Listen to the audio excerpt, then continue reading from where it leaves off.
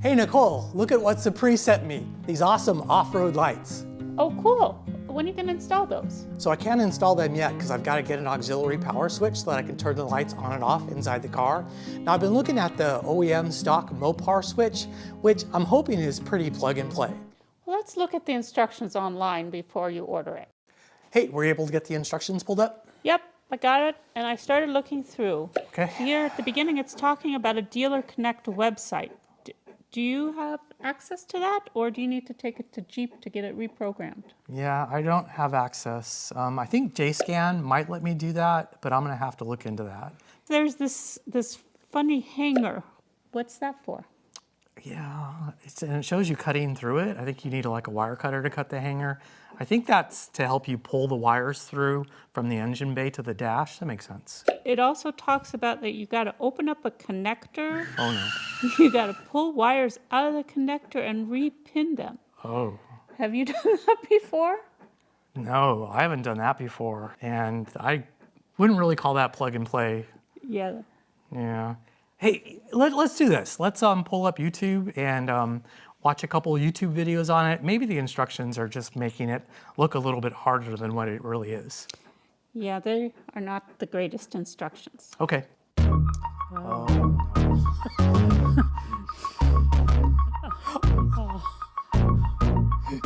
Yeah, you might want to rethink that Mopar one. Those YouTube videos didn't really help. No, it does look really complicated. I wish they had made it a little bit easier. And maybe I can find something that's a little less expensive too. Yep, that'd be great. Okay, I'm on it. Hi, my name's Daryl. So I recently got these off-road lights from Supri, but I needed a way to control them because my Sport S, it didn't come with the factory tow package, so I didn't have the auxiliary switches. Now, I thought about the Mopar Switch, and as you saw from the intro video, yeah, it's a little complicated and a little over my head. And so what we're gonna do is we're gonna install this Voswitch JL300. Now, I was looking at a couple of different options for the auxiliary switch, and I did a post on this Wrangler Jeeping for Beginners group, and this one seemed to be pretty popular, so that's the reason I went ahead and went for it. I think this cost me like $295 or so, and it looks pretty straightforward to install. But yeah, for me, it seems like nothing is ever really straightforward. But let's see how tough it is, and let's get started. All right, so the first step is the install, is we have to install the Voswitch. And basically, we're gonna remove this bolt right here, and it's gonna go right on top of that, and you're gonna just use the factory bolt to go back through, and then they give you this other bolt that we're gonna then install right here. So let's get that going. And this is just a 10mm bolt. Pretty much everything on Wranglers are almost 10mm.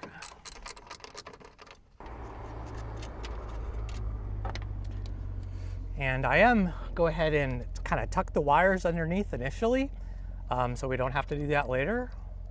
So we go ahead and put that in place, and then just install the supplied bolt that they give you on the other slot. All right, so our next step is we need to get this control cable installed, and we have to run it from the Voswitch into the Wrangler cab and then behind the dash. Now, there's two ways I think that you can do this. The first way, which is the way that they recommend in the directions of Voswitch, is they actually want you to lower your windshield a little bit and run it through there. Now, almost all the videos that I've seen on how to do this is they recommend going through the firewall. So let me show you where the firewall hole is. I'm actually, because everybody else has done it that way, went through the firewall, I'm actually gonna go through the windshield just to be a little bit different because I haven't seen anybody else do it that way. And that's what the directions call for. But let me show you the firewall. All right, so looking inside the engine bay, if you get a little closer, and then we'll move down here, and you'll see right down there is like a little plastic firewall location. Now you can drill a hole in that and then run your cables through that. But instead of that, we're actually gonna run it through the windshield. All right, so I'm gonna run this cable right along these wires here, and then through here, underneath here, and then down, and then through the kind of cowl right here, and then up and through the windshield. So to make this a little easier for running the wires here, I'm just going to take the cowl off and then you can see it a little bit better.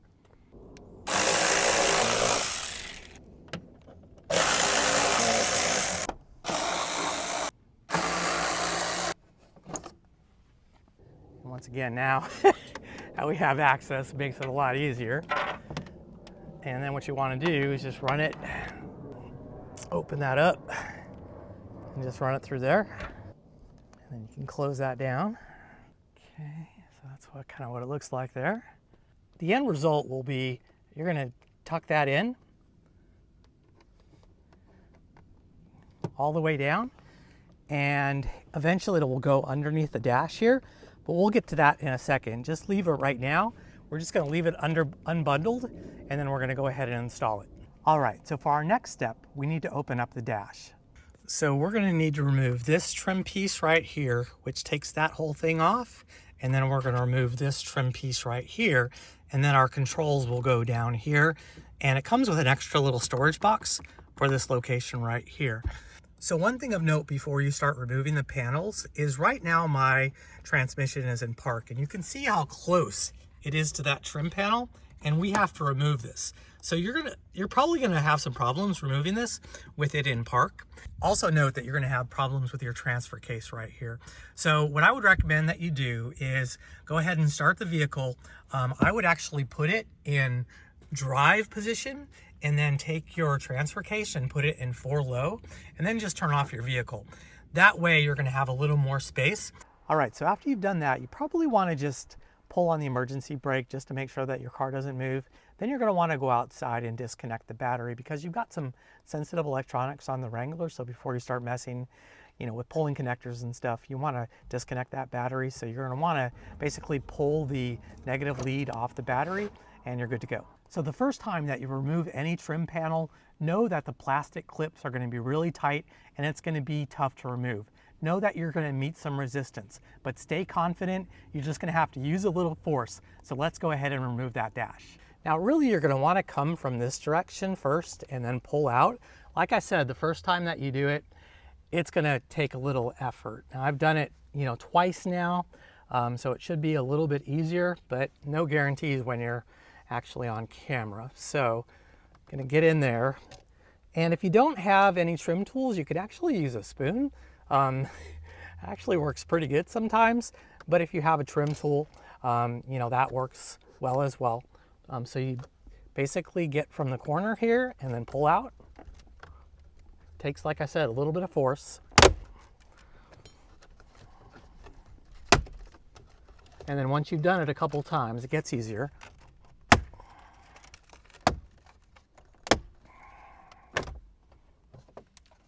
Now there's 2 plugs that you're gonna wanna remove. You're gonna wanna remove this plug right here, and you'll find just right on the top of it, right here, you can just push that down and then just jiggle it out. Comes out real easy. Okay, same thing with this one. There's a push pin right on the top of it. Just push it and then jiggle it. Comes out pretty easy. Okay, and then you can take this guy and just move it out of the way. All right, so after you have that panel removed, we have 1 screw right here that we need to remove, and then we can pull the secondary panel out.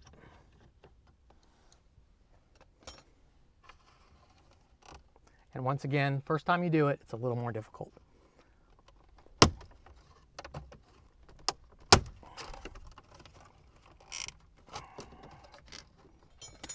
And you'll find that sometimes if you have your little tool, it does make it just a little bit easier.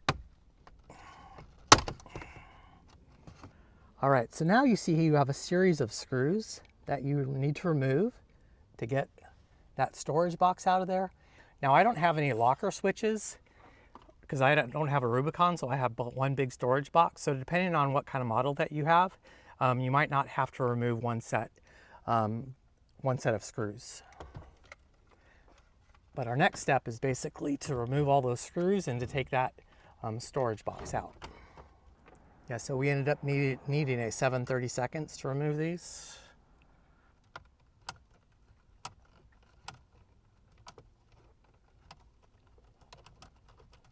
Okay, and I'll be back after I get all those out. All right, so now with those screws removed, this storage box, it just pops right out. And now we need to put the controller as well as the extra storage box that they give you, and then put it in its place. Okay, so to make this easier and easier to see, I'm just gonna flip this around.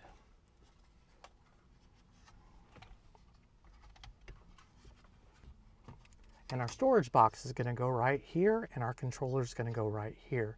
Now, once again, depending on if you have a Rubicon or not with lockers, you might not actually have to use the storage box, but I don't have lockers, so I have to use mine. So to put the storage box in place, it's gonna go this way down. And if you notice, one of the screws actually isn't used, so you only use 3 screws instead of 4 screws. So you're gonna be left with some extra screws. So then we install the screws in place. I'll just start it off with my finger. And the other one to the side. And last one, right here. And then I'm just gonna tighten it down.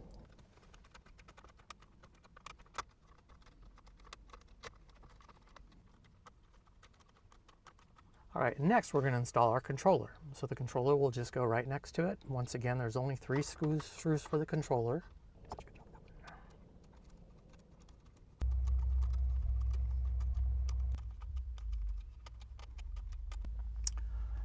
Okay, and once that's complete, we can flip it back around, see what that looks like.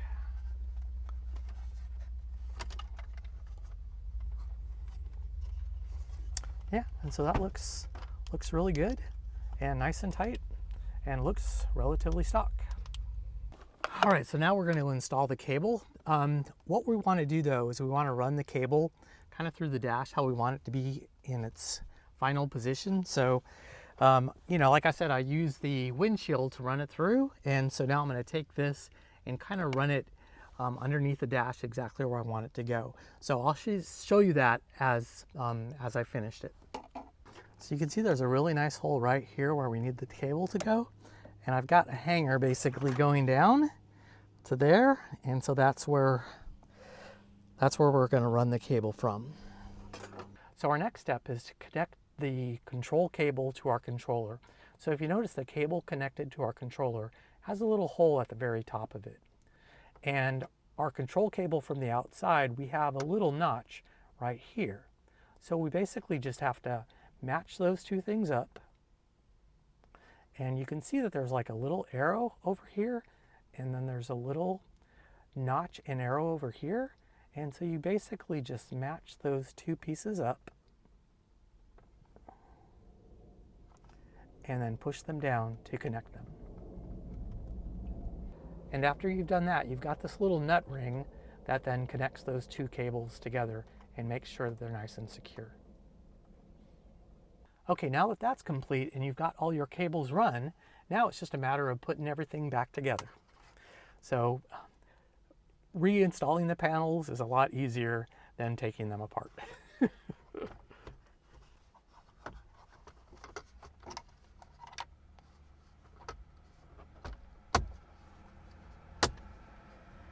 Next, you're going to want to resecure that panel.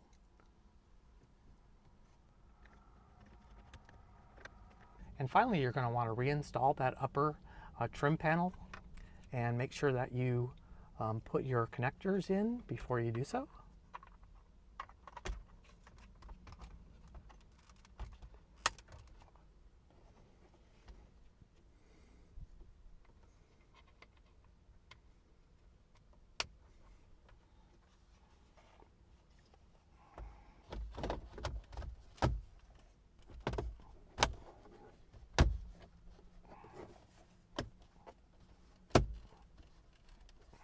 And we're also going to want to tuck the wiring in, so I'll go ahead and take care of that. All right, so for our next step, we need to run the wires that connect to the battery and connect to the ground, and we need to run them back to the battery. And where I'm going to try to run it is through this little channel right here. So I've removed this bolt already. I think I can pull this out. I can remove these bolts and take this off of that panel right there, and I should be able to run everything back to there, which will make the install a little bit cleaner. So let me give that a shot. So I'm gonna remove these bolts here.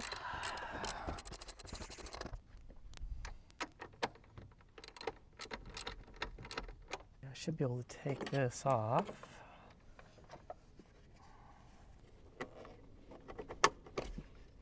Okay, at this point, I think I should be able to pull this off. Yes, one doesn't really want to come off. So let me remove this one over here, and then we'll go from there. I'm going to take this last one off.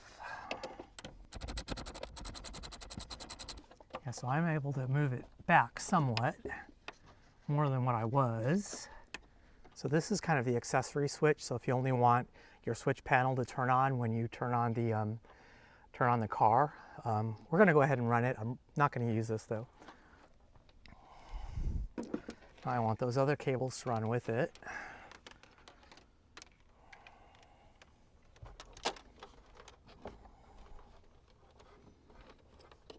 Probably going to cable tie these together. Let's get them running down behind here.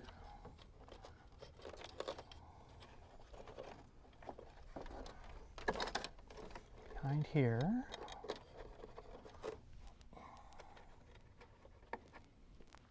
So this is where your fuse is. So it's an inline fuse. So I think we're going to end right here. All right, so this is what the wiring ended up looking like. I kind of tucked it underneath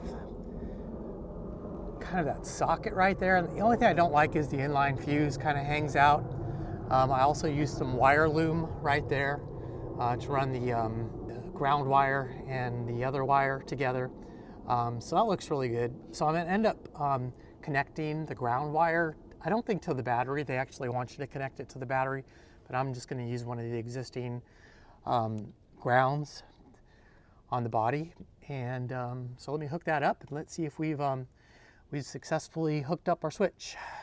So I used that as the ground, and then I hooked up to the battery right there, and I'm just going to tighten that up, and then we check to see if it works. Now this is the what that ended up looking like.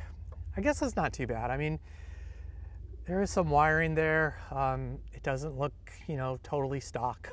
Obviously we've got that switch right there, but I think it looks okay. All right, so now for the moment of truth, we get to see if we're getting power to the auxiliary switch. Let's see. Hit the power button, and we have power. And then to switch to a particular port, hit a button, turns it on, hit it again, turns it off,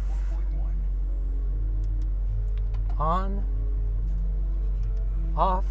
All right, so we got the JL300 auxiliary switch system installed, and everything works as it should. Now, one option is they have this thing called trigger control, and they give you like a tap-a-fuse where you can put this into your fuse box, and the JL300 will only work when the car is on. I chose not to do that because I currently have some other lights, some LED headlights, and I use a tap-a-fuse in my fuse box already, and I just didn't feel like putting another tap-a-fuse in there. So, I can use my JL300 basically whenever I want. Now they do have low voltage control kind of sensing turn on, and that kind of protects you if you forget to turn off an accessory. It will turn it off automatically for you after a certain amount of time. So I would recommend that you not turn that off. But yeah, everything works as it should. It wasn't too hard to install. Took me just an hour or so, and that was with filming and everything and trying to figure everything out. So it shouldn't take you that long as you become familiar with it. And I also was trying to get everything to look real clean as well.